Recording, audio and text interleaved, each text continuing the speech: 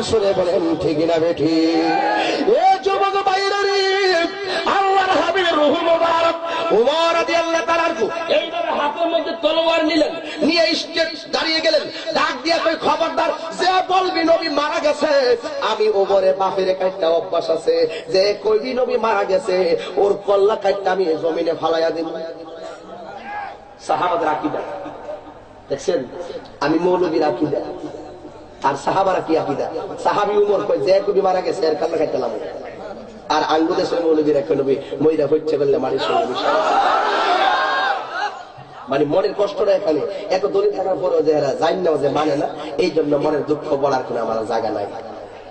এই জন্য অনেকে তাহির হিসাবে অ্যাক্সেস না বাবা, আমি দলিলের কথা বলছি। মরতে হবে, কতক্ষণ ঠিক কিনা? আমি একটা মায়ের সন্তান, বাংলাদেশ ঘুরে বিচরণ করছি, সব জায়গায় টিউবওয়েলের পানি আমি খাচ্ছি, এটারও হিসাব দিতে হবে। কথা বলেন ঠিক কিনা? হিসাব দিতে হবে কিনা বলেন? আবু বকর সিদ্দিক পিছন দিক দিয়ে গিয়ে উমর পাগলামি করো না, চলো আমরা নবীকে দেখতে যাই।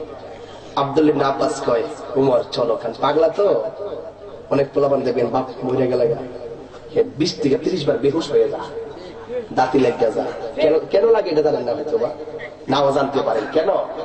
কারণ সে যখন চোখ দিয়ে কান্দে কিন্তু তার চোখের মনিটা বাবার যে স্মৃতিগুলো সে ভুলতে পারে না, তাৎক্ষণিক বাবার স্মৃতি মনে হয়ে যায়। সেই সন্তান বাবার সেই স্মৃতি মনে হলে হঠাৎ করে হাসিটা মনে হয়ে যায়, হঠাৎ করে ধমকটা মনে হয়ে যায়, আর কে আমাকে ধমক দিবে, আর কে আমাকে বকা দিবে। সন্তান বেহুশ হয়ে যায়, পানি দিয়া সন্তানকে হুশ করা হয়, এটা হৃদয়ের টান। উমর বলেন খবরদার আমার সামনে কোনোদিন এই কথা বলো না। বেলাল বললেন খবরদার আমার সামনে এই কথা বলিও না। আমি যখন আযান দেই আশহাদু আন্না মুহাম্মাদুর রাসূলুল্লাহ যখন বলি, আমি দেখি রাসূলের নূরানী চেহারা মোবারক আমার সামনে দাঁড়ায়। যেই দেশে নবী নাই সেই দেশে আমি থাকতাম না। সাথে সাথে মসজিদ ফালাইয়া বাইরে গেছে। যেই দেশে চাইলে নবী দেখা যাইতো না, নবীরে ডাক দিলে যেই নবীর জবাব কানে শুনতাম না, সেই দেশে আমি বেলাল থাকতাম না। সাহাবাদের আকীদা। আব্দুল্লাহ ইবনে আব্বাস বলেন রাসূলুল্লাহকে যখন কাফন পরানো হলো গো, কবরের মধ্যে যখন নামায়া দিয়েছে গো, এ মৌলবীরা আপনাদেরকে প্রশ্ন করতে চাই, আমি আপনি মারা গেলে কবরে প্রশ্ন করবে কয়টা? আমি আপনি মারা গেলে জানাজার তাকবীর বলবে কয়টা? এখন দুইটা প্রশ্ন করবো আপনার ঘরে, নবীর জানাজার নামাজের মধ্যে তাকবীর ছিল কয়টা?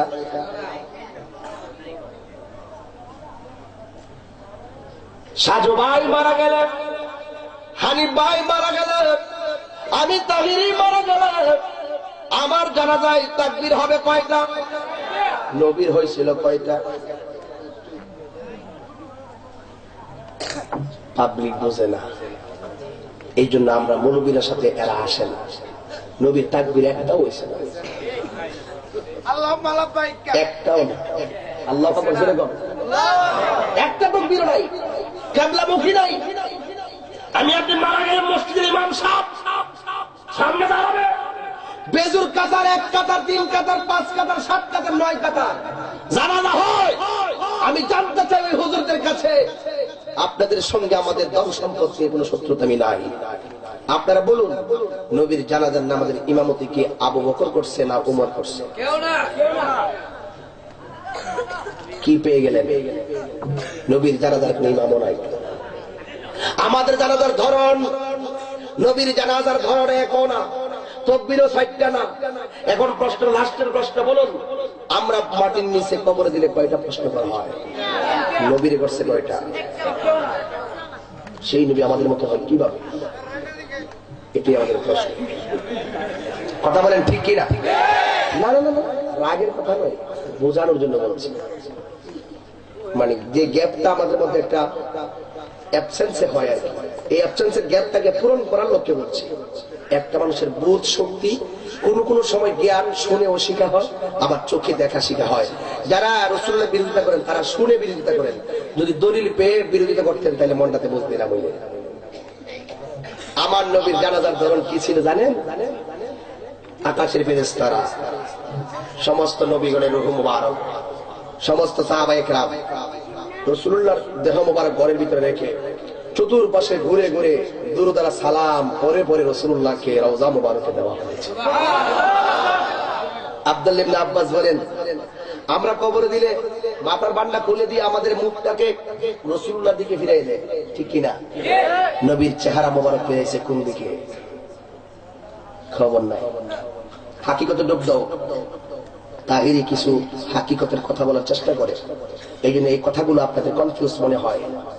মূলত দলিল মূলে কথা বলতেছি। কথা বানানো যায় না, বানানো কথা বলে দেশে টিকা যায় না। আজ পর্যন্ত কেউ আমার ওয়াজের ব্যারিকেড দেওয়ার মতন সাহস লিফলেটের মাধ্যমে পাই নাই, সরাসরিও পাই নাই। কথা বলে ঠিক কিনা বলে? আল্লাহর হাবিব সাল্লাল্লাহু আলাইহি ওয়াসাল্লামকে রওজা মুবারকে নামানো হলো। আব্দুল্লাহ ইবনে আব্বাস বলেন, হযে ওমর তুমি বেশি বাংলামি করতেছো, আসো নবীকে শেষবার মতো একবার দেখি। রওজা মুবারকে নামলেন। আল্লাহর হাবিবের কাফন মুবারকটা কি বাজার থেকে কিনে আনছিনি? না। কোনটা? নবীর পাঞ্জাবি মুবারক। সব ব্যাখ্যা দিলাম না, কি অনেক কিছু আছে এটার মধ্যে, যে কি যে ঘটছে, মানে কি যে ঘটলো নবীজি চলে যাওয়ার পরে। আব্দুল্লাহ ইবনে আব্বাস বলেন, ওমর গো তুমি যেহেতু নবীকে সারা বাঁচতে পারতেছ না গো, চলো নবীর শেষবারের মতো